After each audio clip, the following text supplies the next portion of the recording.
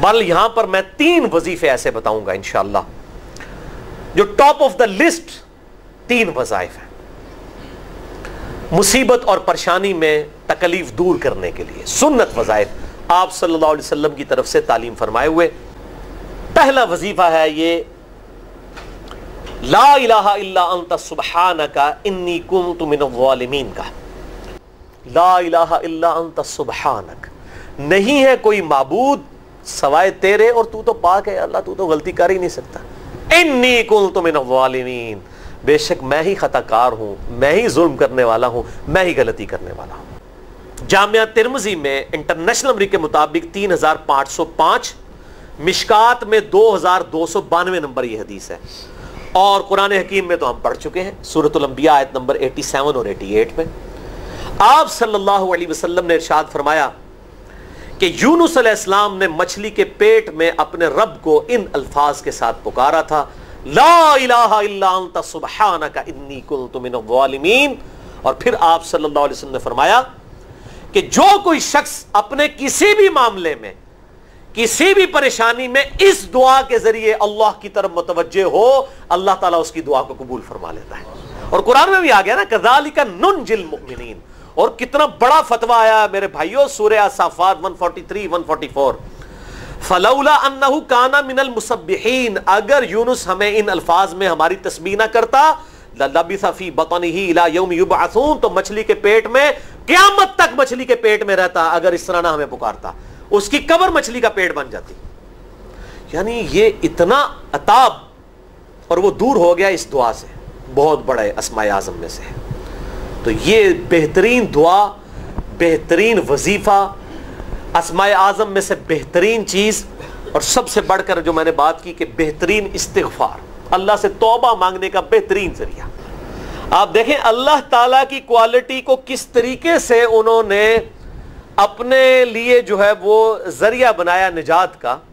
کہتے ہیں نا وہ کسی کے انسٹنکٹ پہ بات کرنا، کسی کی جبلت پہ، انہوں نے اللہ تبارک و تعالیٰ کی ایک خاص کوالٹی تھی جس کے ساتھ انہوں نے اللہ کی طرف دعا کی۔ وہ کیا؟ بڑی انٹلیکچوئل دعا ہے،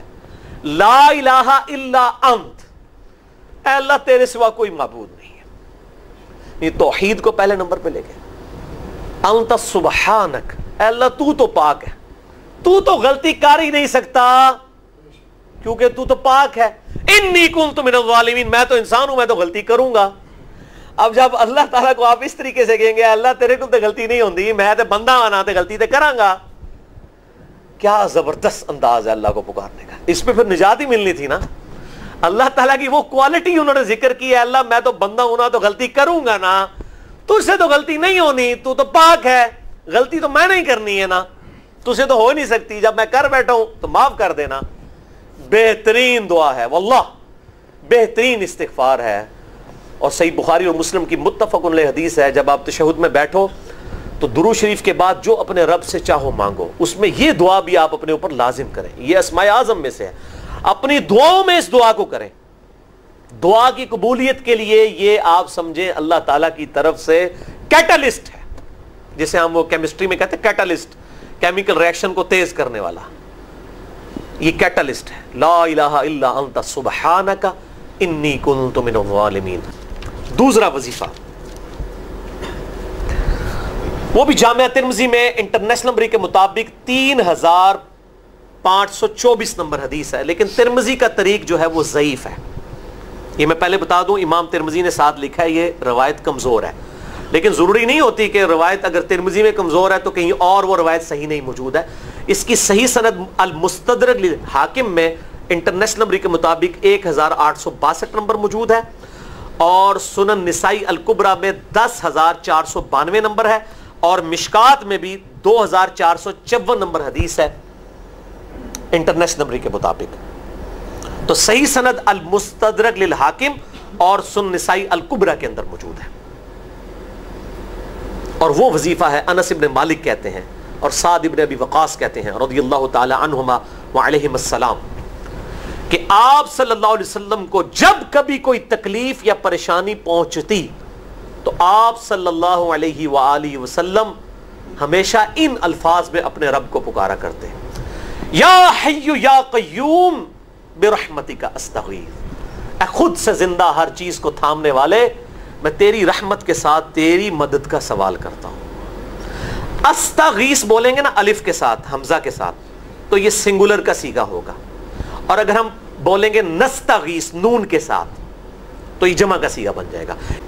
کتنی بہترین دعا ہے، اے خود سے زندہ ہر چیز کو تھامنے والے، میں تیری رحمت کے ساتھ تیری مدد کا سوال کرتا ہوں۔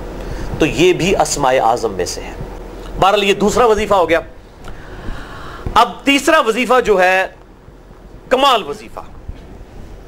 صحیح بخاری میں موجود ہے، انٹرنیشنل نمبر کے مطابق 4563 نمبر۔ ابن عباس رضی اللہ تعالی عنہما کہتے ہیں وعلیہم السلام، وہ کہتے ہیں کہ سیدنا ابراہیم علیہ السلام کو جب آگ میں پھینک رہے تھے نا، تو ابراہیم علیہ السلام نے اس وقت کہا تھا حسبنا اللہ ونعم الوکیل، ہم نے اللہ ہی پر بھروسہ کیا اور وہی بہتر کارساز ہے۔ اور تمہارے نبی صلی اللہ علیہ وسلم کو بھی جب مصیبت اور پریشانی آتی تھی وہ بھی پڑھا کرتے تھے حسبنا اللہ ونعم الوکیل، ہم نے اللہ ہی پر بھروسہ کیا اور وہی بہتر کارساز ہے۔ اس کے ساتھ وہ شعر جو بنا دیا نا، نعم المولا و نعم النصیر، ویسے الگ سے آیت ہے، الگ سے آیت ہے، لیکن یہ شعر نہیں بنانا، بس اتنا ہی وظیفہ ہے، حسبنا اللہ و نعم الوکیل۔ اور یہ جو انہوں نے کہا کہ نبی صلی اللہ علیہ وسلم بھی یہ کہتے تھے، اس کا ذکر الحمدللہ قرآن میں بھی موجود ہے، اس سے بھی بڑھ کر سورہ آل عمران کی 173 نمبر آیت میں ہے کہ جب نبی صلی اللہ علیہ وسلم اور اہل ایمان کو یہ خبر پہنچی کہ کافر ان کے خلاف سازشیں کر رہے ہیں، تو نبی اور اہل ایمان نے پکارا حسبنا اللہ و نعم الوکیل۔ تو حسبنا اللہ و نعم الوکیل قرآن کی آیت بھی ہے، اور یہ ہے وہ آیت، وظیفہ قرآن میں آیا ہوا ہے، یہ آل عمران 173 اور صحیح بخاری 4563۔ اور مجھے بڑا وجد آیا کہ ابراہیم علیہ السلام کو جب آگ میں پھینکنے لگے تھے، انہوں نے اس وقت اللہ کو ان الفاظ کے ساتھ پکارا حسبنا اللہ و نعم الوکیل۔ اچھا، یہ جتنے بھی وظیفے ہیں نا میرے بھائیوں، ان کا فائدہ اسی وقت ہے جب آپ کو ترجمہ بھی ان کا آتا ہوگا، ورنہ آپ روزانہ جتنی مرضی تسبیحیں کھینچتے رہے کوئی فرق نہیں پڑے گا۔ اس لیے میرا ایک پرسنل مشورہ ہے کہ جب بھی یہ وظیفے پڑھیں نا آپ، اردو ترجمہ بے شک آتا بھی ہونا، ایک دفعہ اپنی زبان میں اس کو ریپیٹ کریں، یعنی آپ پڑھیں حسبنا اللہ و نعم الوکیل، میں نے اللہ ہی پر بھروسہ کیا اور وہی بہتر کارساز ہے۔ آپ دیکھیں یہ صوت القرآن چینل میں جب وہ عربی چل رہی ہوتی ہے، جیسے ہی وہ مراج الدین خان کا ترجمہ شروع ہوتا ہے نا، کیسے کب کبھی طاری ہو جاتی ہے، کیونکہ ہماری زبان میں بات ہو رہی ہوتی ہے نا، عربی ہمیں تو نہیں قیام اللیل میں رو رہے ہوتے، ان کی زبان میں بات ہو رہی ہوتی ہے، اپنی زبان کا اثر ہوتا ہے۔ اسی طریقے سے آپ لا الہ الا انت سبحانک انی کنت من الظالمین، یا حسبنا اللہ و نعم الوکیل، یا حی یا قیوم برحمتک استغیث، جو بھی وظیفے پڑھیں نا، ایک دفعہ ان وظیفوں کو جب آپ الگ سے دعا مانگ رہے ہوں، اس وقت اس کو آپ اپنی زبان میں بھی دہرائیں۔ اور اس کے لیے کوئی تسبیح نہیں کھینچنے کی ضرورت کہ آپ نے اتنے 100 دفعہ پڑھنا ہے، تسبیح تو ویسے ٹھیک ہے، وہ آپ استعمال کر سکتے ہیں، لیکن آپ چلتے پھرتے اٹھتے بیٹھتے ہر وقت جس حالت میں بھی، اور صحیح مسلم میں حدیث ہے کہ یہ جو وظائف ہیں ان کے لیے تو کوئی وضو بھی کیا، غسل بھی پروٹوکول نہیں ہے۔ اب عائشہ کہتی ہیں نبی صلی اللہ علیہ وسلم حالت جنابت میں بھی اللہ کو یاد کر لیا کرتے تھے، صحیح مسلم میں حدیث موجود ہے، جنابت والے چیپٹر میں ہر حال میں اللہ کو یاد کرتے تھے۔ اور جو قرآن میں بھی دعائیں یا اذکار آئی ہیں نا، جب آپ حالت جنابت میں بھی اس کو کریں گے نا تو اس پہ قرآن کا حکم نہیں لگے گا۔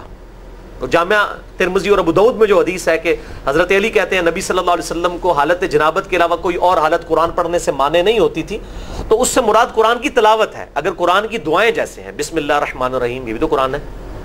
سبحان اللہ بھی تو قرآن ہے، الحمدللہ بھی تو، یہ اذکار جو ہے نا، جب آپ اذکار کی نیت سے پڑھ ہوں گے پھر یہ قرآن نہیں شمار ہوں گے، ذکر شمار ہوں گے، اور اس کے لیے نہ وضو پروٹوکول ہے اور نہ غسل کا ہونا ضروری ہے، ہر حال میں اللہ کو یاد کریں۔